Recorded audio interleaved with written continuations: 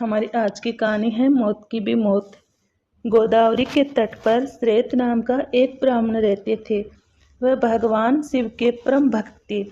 उनका अधिकांश समय भगवान शिव की पूजा अर्चना में ही व्यतीत होता था। वे अतिथियों को शिव समझकर उनका आदर सत्कार किया करते थे और शिव जी के ध्यान में डूबे रहते थे। उनकी आयु पूरी हो चुकी थी, किंतु उन्हें इस बात का ज्ञान न था। उन्हें ना रोग था, ना कोई शोक। इसलिए आयु पूरी हो चुकी है इसका आभास भी नहीं हुआ। उनका सारा ध्यान भगवान शिव में केंद्रित था। एक दिन समय से यमदूत उन्हें लेने पहुंचे, लेकिन वे कई कोशिशों के बाद भी उनके घर में प्रवेश नहीं कर पा रहे थे। चित्रगुप्त ने मृत्यु से पूछा, मृत्युदेव, श्रेत ब्राह्मण अब तक यहाँ क्यों नहीं आया? तुम्हारे दूत भी नहीं आए। यह सुनकर मृत्यु को श्रेत ब्राह्मण पर बहुत क्रोध आया। अब वे स्वयं उन्हें लेने दौड़े।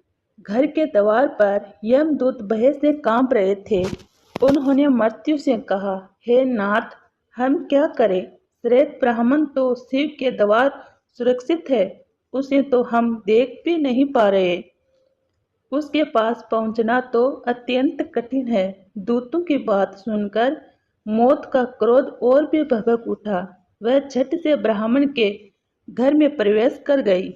ब्राह्मण देवता को यह पता भी न था कि कहाँ क्या हो रहा है। मृत्युदेव को ब्राह्मण पर झपटते देखकर भगवान शिव ने कहा, मृत्युदेव, आप लौट जाइए। किंतु मृत्युदेव ने उनकी बातों को अनसुनी कर श्रेत ब्राह्मण पर मृत्यु का फंदा डाल दिया। भक्त पर मृत्यु का यह आक्रमण भगवान शिव से सहन नहीं हुआ। उन्होंने मृत्यु पर ऐसा प्रहार किया कि मृत्युदेव की ही मृत्यु हो गई। यमदूत भागकर यमराज के पास पहुंचे। वे डर के मारे थर-थर कांप रहे थे। मृत्यु की मृत्यु सुनकर यमराज को बड़ा क्रोध आया।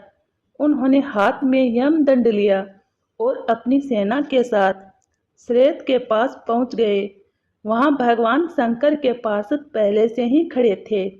युद्ध हुआ और यमराज की भी मृत्यु हो गई।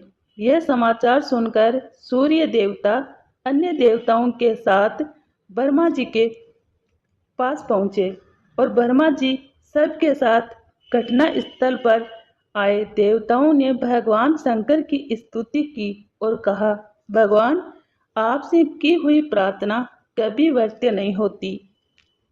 यमराज सूर्य के पुत्र हैं।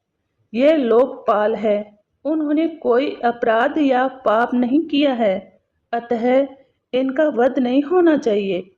इन्हें जीवित कर दे, नहीं तो अव्यवस्था हो जाएगी। भगवान शंकर ने कहा, मैं भी व्यवस्था के पक्ष में हूँ, लेकिन जो मेरे अथवा भगवान विष्णु के भक्त हैं, उनके स्वामी हम स्वयं होते हैं। मृत्यु का उन पर कोई अधिकार नहीं होता।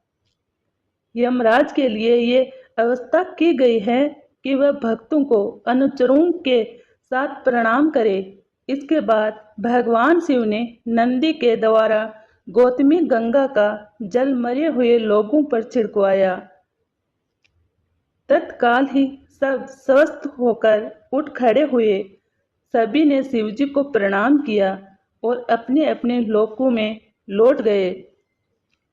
जो ईश्वर भक्त होता है, उसका रक्षक भगवान होता है। उस पर मौत का अधिकार नहीं होता। अनाधिकार चेष्टा करने से मौत की भी मौत हो जाती है। अगर हमारी ये कहानी अच्छी लगी है तो वीडियो को लाइक करें, चैनल को सब्सक्राइब करें। धन्यवाद।